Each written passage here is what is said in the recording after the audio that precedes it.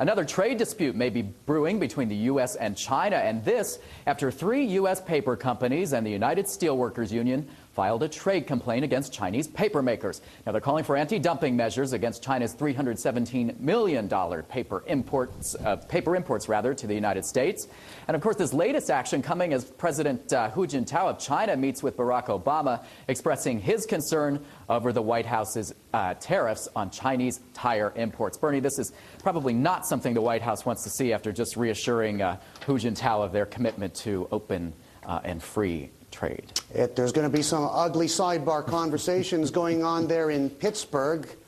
No doubt about it. But, you know, you have to wonder to what extent, you know, they'll follow through with these actions. You know, what is Obama saying to Hu on the sidelines, and exactly what is Hu saying right back to him? Okay. Hello, Luca. Hi. What are they doing? Is this saber rattling, or is this the real deal? Are they hunkering down, or fortress walls going up around the USA and PRC? Well, there's a temporary partnership, right?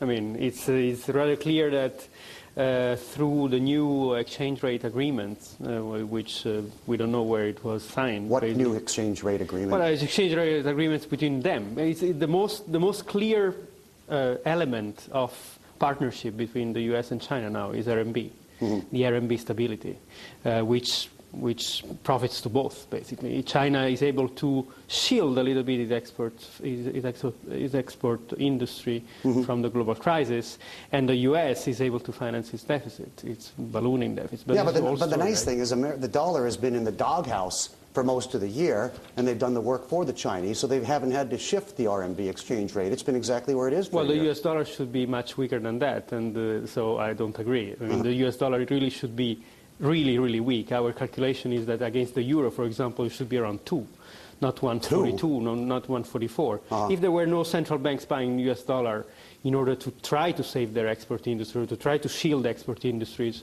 I don't think that the U.S. dollar would be where it is now. Look, a question on the trade tensions we were just talking about. Obviously, President Obama and President Hu meeting this week at the G20. Do these trade tensions have legs? I mean, do you see them exploding into something much larger, much more dramatic for this relationship? Definitely, but it's not just about the trade, just about paper or just about single item.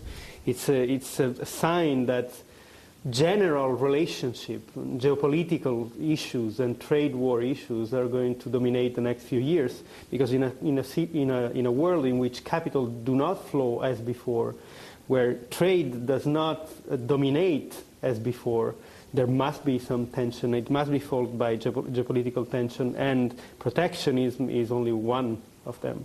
Is it a fait accompli that this is going to roll on and these tensions are going to escalate? We're going to see more products and more cases pop up here. And again, unfortunately, we have a World Talking Organization which still has Doha kind of dead in the water, and we don't have a global platform right now. So you do have these bilateral disputes. They can run to the WTO in Geneva, but these things tend to drag on. And as long as you have outstanding cases, there's always this kind of feel-bad factor that gets in the way of more important things. Bernie, the rules and the tariffs decided by the WTO are not binding right now. So you have strong leeway to hike your protection, still complying with WTO.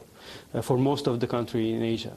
So WTO is out of the question. I think that how do you get consensus at home?